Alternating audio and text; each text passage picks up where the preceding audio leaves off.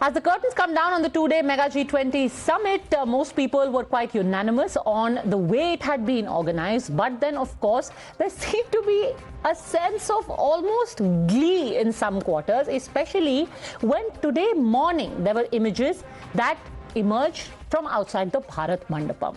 These images quickly went viral on WhatsApp and we were told the entire venue has been flooded. This wasn't in isolation, by the way. Before this was the gala dinner that was hosted by the President of India for the visiting dignitaries. Some chief ministers, notably from the Congress-ruled states, were conspicuous by their absence.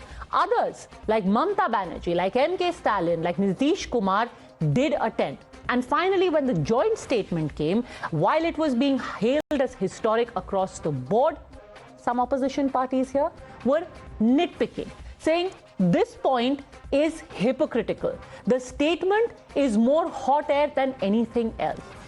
The very simple question then is that at a time when the entire world's eyes are on India and an event of this scale has rarely been seen before, is there an effort in some quarters to try and pull down your own country, to try and highlight a stray inefficiency, a rainfall-induced waterlogging, only because it suits your domestic politics? आज सुबह तो मैंने देखा कि इनके G20 जब हो रहा था तो बारिश आई और सारा जितना भी वो जहां पे वो G20 की मीटिंग रख रहे हैं उसमें सारा पानी फैल गया है। मेरे मन में एक बात आई कि शायद जो हमारे देशवासी डर के मारे कह नहीं पा रहे, भगवान ने कह दिया कि अपना अहंकार कम करो, अपना अहंकार कम करो। इस देश ने तुम्हें बनाया है, इस देश ने नेता बनाया है, इस देश को आगे रखो, इस देश की जनता को सर्वोपरि बनाओ। Okay, let's take this across to Tushar Gupta, senior editor of Swaraj, continues with us, along with author Sanjay Jha and political analyst Ashutosh. Senior journalist Ram Kripalji also joins me here in the studio. Ram Kripalji, thank you very much. Your first appearance here on Times Now. बहुत से लोग कह रहे हैं कि अगर कुछ गलतियां हैं तो उसको ऑब्वियसली हाईलाइट किया जाएगा, और इतने बड़े ऑर्गेनाइजेशन में जहां पूरी दुनिया यहां आई हुई है, वाटर लॉगिंग हो जाना।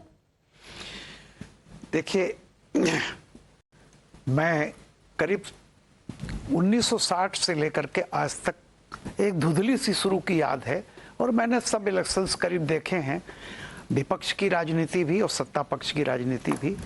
लेकिन ईमानदारी से इस तरह के आयोजन के समय इस तरह का निगेटिव जो चीजें आ रही हैं, मैं केवल ये कह सकता हूं कि ये निराशा, कुंठा और हताशा का परिणाम हो सकता है। कुछ दिन ऐसे होते हैं जिस दिन तो कम से कम हम इन चीजों से ऊपर उठ करके जो उसके फलितार्थ रहे हैं, जो उसका बेसिकली जो मैसेज है, कम से कम उस दिन तो हम खड़े हो ना। देखिए, हमारे यहाँ क्या कहा जाता है कि अगर कोई फंक्शन होता है घर में, तो उस घर में भी हम किस तरह से, कहीं उबड़ खाबड़ है तो पर्दे लगा देते हैं, कुछ कर लेते हैं, सब जगह होता है। लेकिन जिस तरह से इन सब चीज़ों को दिखाया जा रहा है, मुझे तो दुख भी हुआ, अफसोस भी हुआ, ये नहीं होना चाहिए था। और जैसा कि अभी आशुतोष जी को मैं पहले भी सुन रहा था, जो उन्होंने कहा कि देखिए, हमारा डिफरेंस हो सकते हैं, सारी चीजें हो सकती हैं, लेकिन आज का दिन देखिए, बाली से लेकर के दिल्ली तक एक बहुत बड़ा परिवर्तन आया है। G20 एक बैठक हुआ करती थी, उस बैठक में लाभ हानि, मुनाफा लाभ शुभ, तो तमाम तरह का जैसा होता है कि क्या करेंगे, क्या चीजें हैं, उसको दिल्ली ने एक उत्सव में कन्वर्ट कर दिया। Okay, let's start with this. Sanjay Jha, Nirasha and Kuntha. It speaks of frustration and petty-mindedness. Padmaja जी, मैं इन शख्सियत से कहना चाहूंगा कि पर्दा लगाना हकीकत को नहीं बदलता। वो आप एक दिन के लिए कर सकते हैं, 2 दिन के लिए कर सकते हैं, लेकिन मैं समझता हूं कि बहुत ही शर्मनाक है और खेदजनक है कि आज हमारे गरीबों को, मैं समझता हूं कि बाहर के लोग आए हैं तो उनको कुछ चमक धमक दिखाना है, लेकिन आप जाके देखिए वो वीडियो जहां पर हमारे गरीब जिनके आगे में ये बड़ा एक बोर्ड लगा गया था उनको छुपाने के लिए, क्या उनका भी कोई आत्मसम्मान है कि नहीं हमारे देश में? उन्होंने भी कहा कि हमें भी कुछ करना चाहिए था, हम भी कुछ अपने आप करते हैं, लेकिन आप अपनी गरीबी को आप शर्मिंदा से आप देखते हैं। तो मैं तो ये पूछूंगा, ये कैसी सरकार है जो गरीबी हटाती नहीं है लेकिन गरीबों को छुपा देती है, ताकि क्योंकि आपको शर्म आता है। मैं समझता हूं कि आपको इसके बारे में सोचना चाहिए भाई साहब। और दूसरी बात, and this by the way I say Padmaja because the gentleman before this in the programme talked about cats. I have received videos and I have received it and I have been told they're official of the worst, I would say, I can't even repeat the words, treatment given to dogs in Delhi. I mean, you're a dog lover if I know well. I mean, Padmaja, it is horrible. I mean, you have to make preparations to look after stray dogs in a much better fashion weeks in advance. But tying their legs and brutalizing them, I believe कि देश का जो चरित्र जो होता है ना, देश का जो शोहरत है, वो जिस तरीके से अपने जानवर के साथ वो व्यवहार करते हैं, उसी से मालूम होता है। आप जरा इस पर जरा गौर कीजिएगा, मुझे और कुछ नहीं कहना। Tushar Gupta, you're just hiding the true nature and basically shows up your mismanagement. So Padmaja, one thing I can tell you, none of these speakers who are criticizing the government, be it on TV, be it on Twitter, have actually been to the spot where these curtains were put up. These curtains were put up just as one comes out of T3 at a little distance where there is a village which is known as Mehram Nagar East. Now that is not a slum area, that's a proper village which proper houses. There is an Aam Aadmi Party Mohalla clinic which is pretty much on the roadside. They had to also cover it because of security reason. It's not a slum that they were covering, it is a proper village with pakka houses, but there is a security aspect too because the cavalcade was moving around. After that Mehram Nagar East village, there is a traffic point from which you go to Chanakyapuri and then the Lutyens Delhi begins. So that is the reality. Number two, I have a lot of questions, Padmaja, with the way the Congress has conducted itself in the last 2-3 days. I understand they have some reservations against the BJP's politics, but you look at Congress's Twitter handle, it's been probably the largest self-goal ever in recent history. They have been going on and on about Adani, they've been going on and on about some imaginary scams. Don't they realize that the corridor that is being spoken about, who owns one of those ports in Israel? No one is buying whatever they're propagating online. Rahul Gandhi is in Europe talking to some inconsequential people. I understand he was not going to be a part of the G20, but shouldn't he be seen with the cadre right now, interacting with the Congress party workers right now? Quick point. They have been criticizing every aspect of G20 preparation. Why are you spending this much? This is not diplomacy. This is just courtesy. Every single aspect, Padmaja, the Congress has been criticizing, be it online, be it offline. And yet they have not come up with one good suggestion that probably this is what we can do from a diplomatic standpoint. This is one thing we can do from an organizational standpoint. So people can talk about cats and dogs for how long they fancy. But I think there is some pessimism that has now embedded itself within the Congress, and I'm seriously concerned by the people who are advising Rahul Gandhi. Okay, Rahul Gandhi respond. is making comments abroad like people will have to pay a significant price for the ones who have done certain things. But you cannot have these sort of sentiment around G20 when the entire country is sort of in a celebratory mode, and if not celebratory, at least is feeling proud or happy about hosting such a large array of dignitaries. Okay, talk about two specific things. One, the social media messaging of the Congress that Tushar Gupta brought up. It felt a little bit like nitpicking. And second, the absence of two chief ministers. If Mamata Banerjee can go, Nitish Kumar can go, MK Stalin can go, then why can't Ashok Gehlot? Then why not Congress president was invited?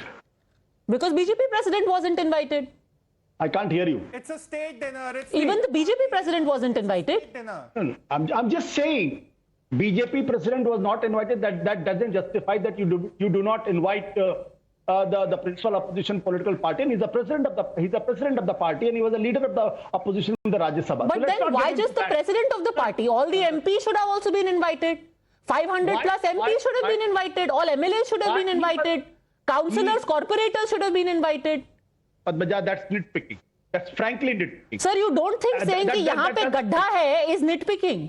No, I'm just saying, what is the rationale for not inviting the party president? If you really believe that everybody should celebrate, so that's the problem with our country's polity. And as I said, in Sharm el-Sheikh, when Manmohan Singh was having some kind of understanding, and BJP, before he could come to the India, he was criticized severely. So let's not get into that. The BJP had done the great thing, or the Congress has done the great thing. No, everybody is naked in the hammam. That's the truth. Okay, Ram Kripal ji. The fact is, the way the dogs are treated, I think that is a civil way to do that. Let's not get insensitive about that. As I said earlier, it's a great for the country. I celebrate that.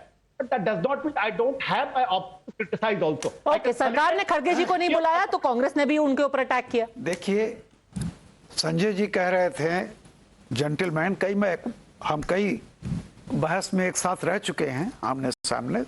Sanjay ji को याद नहीं है, मुझे उनका अच्छी तरह से याद है। संजय जी, आज दुनिया में हिंदुस्तान की एक एक गली और एक एक गांव पूरी दुनिया को मालूम है।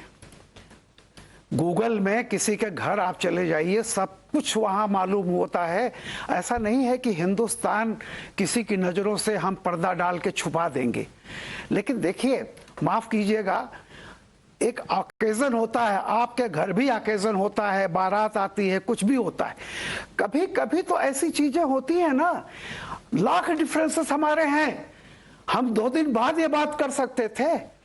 लेकिन जो आप लोगों का आशय ये नहीं था, आपका पहले से आशय ये था कि इस दिन क्या गलतियां निकालें, कौन सी धूल उठा करके डालें कि इसकी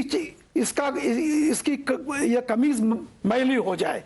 देखिए, इंटेंशन वो होता है, ऐसा कुछ नहीं है। राहुल जी, इतना बड़ा आयोजन होने जा रहा है, पहली बार G20 की मीटिंग हो रही है, वो ब्रसल्स में बैठे हैं और वहां उनको कह रहे हैं खड़गे जी को क्यों नहीं बुलाया जा रहा है।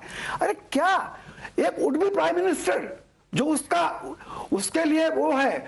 देखिए, कुछ ऑकेजन होते हैं, कुछ ऐसे अवसर होते हैं कि ना दुश्मन भी पड़ोसी के घर जाता है। हमारे यहाँ एक रिवाज है। Okay, both want to respond. Sajay Jha and then Ashutosh. And just let me mention in passing, while it is terrible that stray dogs are treated badly, I really think it is very strange that suddenly this concern and love emerges at a time when the G20 summit is being organized. Kerala government on the 23rd of June has said that we will cull all stray dogs. Did you even hear a voice raised about it? Suddenly everyone has turned into a member of PETA. But anyway, Sanjay Jha, respond to what Ram Kripal ji said. देखिए राम जी, मैं आपका बहुत इज्जत करता हूं। मैं इतना ही कहूंगा कि देखिए, यदि आज आपको लग रहा है, आपको चोट यदि लग रहा है कि विपक्ष ने बहुत सारे प्रश्न पूछे हैं, देखिए विपक्ष ने झूठ नहीं बोला है, गलत नहीं बोला है। विपक्ष ने जो उचित जो प्रश्न है, जो पूछना चाहिए, जो हमारी जिम्मेदारी है। देखिए, हम भी देश के 60% लोगों के हम भी प्रतिनिधि हैं यहाँ पर। हमारा ये काम है कि यदि आप कुछ गलत करें तो आपको पूछेंगे। और एक बात आपको कहना चाहेंगे, हम आज यदि तनाव है, मतभेद है, और जिस तरीके से विपक्षों का अपमान किया गया है, जिस तरीके से विपक्षी दल के नेताओं को निशाना लगा के उनको बेइज्जत किया जाता है, उनको जेल में फेंका जाता है, इसको आप अचानक भूल जाएंगे क्या? और यहां पर Padmaja, J P Nadda has not been invited, but there are hundreds of people from the BJP. Mr. Kharge, by the way, is not just a senior politician, he's the president of the Congress party. And to use an excuse to say, no, we'll call chief minister, you haven't called him, I think it's a shame, and I've always believed that the Modi government is petty. With the greatest of respect, Mr. Jha, the Republic Day parade, Mr. Kharge was invited. He did not go. Mr. Kharge was invited for the parade on Republic Day. On August 15, he did not go. He was not invited. He did not go for the event for the flag hoisting on the 15th of August. The chair was left empty. He went instead to the Congress headquarters. Yeah, but Padmaja, my point to Ramji is कि Ramji आप थोड़े अलग हैं, आप तो बड़े भलमन साहब के साथ आप It was independence of आपके India. पार्टी के जो लोग जो है ना, उनके बारे में जितना कम कहा जाए उतना ही अच्छा। संजय जी, मैं पत्रकार हूँ, आशुतोष जी जानते हैं, साथ हम लोग रहे हैं, और पत्रकार हूँ, आज भी पत्रकार हूँ, मैं किसी पार्टी का नहीं हूँ। एक बात जो अभी आपने कही कि क्या अपोजिशन को जेल में डाला जा रहा है, देखिए, जिस दिन बच्चा पैदा होता है ना, उसका नामकरण होता है, उस दिन उसकी आयु नहीं बताई जाती कि ये 90 साल तक जिएगा। माफ कीजिएगा, ऑकेजन होता है किसी चीज का। और जो आप कह रहे हैं सच बोलने की ना, उसी भारतीय संस्कृति में है कि सच बोलिए, लेकिन अपनी सच मत बोलिए। आज जो लोग आप कर रहे थे, सत्यम ब्रूयात प्रियम ब्रूयात न ब्रूयात सत्यम अप्रियम, आज जो कर रहे हैं तो वो आप माफ कीजिएगा, मैं आपकी बात नहीं कर रहा हूं, लेकिन एक फ्रस्ट्रेटेड विपक्ष की, जिसको सामने से पराजय दिखाई पड़ रही है, उसकी एक कुंठा थी जो आज निकली है। Ashutosh wants to respond. Ashutosh ji. Bharatiya Janata party के मन में कुंठा तो 1925 के बाद से रही होगी आरएसएस के अंदर, क्योंकि लगातार चुनाव हारते रहे वो। मैं उस डिबेट में नहीं जाना चाहता हूं। कभी कोई चुनाव हार जाता है, कभी कोई चुनाव जीत जाता है, कोई लंबे समय तक कोई कुर्सी पर बैठने के लिए नहीं आया। कोई भारतीय जनता पार्टी दावे के साथ कह सकती है क्या 2024 में जीत कर आएंगे? नहीं, बिल्कुल नहीं कह सकती। अगर ऐसा होता तो आरएसएस के मोहन भागवत को अपने शब्दों को वापस नहीं लेना पड़ता। वो कहते कि 2000 साल का इतिहास देखिए और हमने 2000 साल अपमान पशु के समान रखा है। ये तो बात कभी आरएसएस के लोग कहते नहीं, आज कहने के मजबूर है, क्योंकि उनको मालूम है कि जिस तरीके की राजनीति हो रही है उसमें बीजेपी के लिए दिक्कत पैदा होती है। मैं उस डिबेट में नहीं जाना चाहता हूं। मैं एक चीज कहना चाहता हूं कि मल्लिकार्जुन खड़गे को नहीं बुलाना, यह उसी गंदी राजनीति का हिस्सा है जिसका इस्तेमाल कभी कांग्रेस किया करती थी, कभी दूसरे लोग किया करते थे। अगर आज उसको जस्टिफाई करने के लिए हम यहां बैठे हैं तो दिक्कत क्या? दूसरी बात, मैं बार बार इसको कहता हूं कि let's not create an authoritarian society, कि जहां कि आप सेलिब्रेशन के साथ आप क्रिटिसिज्म एक्सेप्ट नहीं करना चाहिए। जब आप ये कहते हैं तो दरअसल आप इस देश के अंदर लोगों को बोलने की आजादी पर रोक लगाना चाहते हैं। हम क्यों नहीं कह सकते? हम being a guest, I feel proud that this G20 has been excellent, great. But I also keep my right to criticize on the same day at the same occasion. How can that become something else? It is anti-democratic. It is anti-occasion also. Sir, let me just ask you a simple question. If you are hosting people at your house, in the interest of speaking the truth, will you say कि हम कल का बासी खाना खिला रहे हैं आपको? कल थोड़ा बच गया था, आज खिला रहे हैं। In the interest of truth and justice, you're speaking the truth. I keep my right to criticize, whether it is a host or the guest. Look, let's not create a dictatorship. Let's not create an authoritarian society. आपको आलोचना का अधिकार है और मुझे ये बताने का अधिकार है कि आपकी आलोचना फ्रस्ट्रेशन है।